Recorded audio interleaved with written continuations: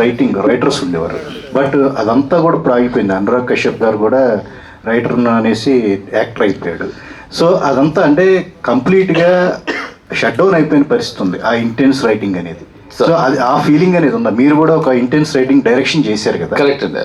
అంటే it's a very very thoughtful question. But what I'm saying is sir, ఇప్పుడు పెండి కొద్దీ రొట్టె. ఇప్పుడు సపోజ్ రేపు భాను సినిమా తీసి నాకు ఒక ఇంటెన్స్ రైటింగ్ స్టోరీ కావాలంటే, లేదా తను ఒక ఇంటెన్స్ స్టోరీ కావాలంటే probably we would come at with that. ఇప్పుడు as you know the trend is, చెప్పే కదండి ప్రేక్షక దేవుళ్ళకి నచ్చిందని ఏదో ఒక ట్రెండ్ ఉంటే, ఇప్పుడు బాంబేలో కొత్త ట్రెండ్ ఏంటి తెలుసా మీకు? నేను పెద్ద ప్రొడ్యూసర్ మొన్న రైటర్స్కి చెప్తున్నాడు, మినిమం 3.5 hours లేకపోతే సినిమా నాకు వద్దన్నాడు. ఇదేమ్మా ఇది ఎక్కడ కూడా నిన్నటి వరకు ఏమో మాకు 2 hours 20 ఏదో లెక్క 2 hours 24 minutes 35 seconds కన్నా ఎక్కువ ఉండకూడదని. So the whole thing is, ఇప్పుడు 4 గంటల సినిమా సూపర్ డూపర్ హిట్ అయింది కదా, so everybody things minimum 3.5 hours ఉండాలి. సో రైటింగ్ కూడా అంతే అండి. Intense writing is nothing got to do with films and it is got to do with directors. ఇప్పుడు నేను రైటర్గా, ఇప్పుడు నేను రైటర్, రాముగారి సినిమా చాలా రాశాను.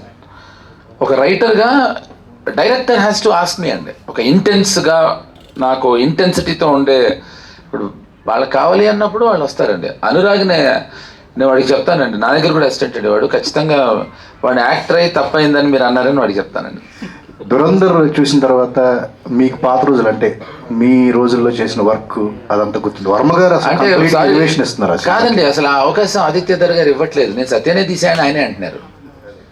సో అవకాశం ఇవ్వట్లేదు ఆయన ఆ రోజుల్లో, అనే అవకాశం ఇవ్వట్లేదు.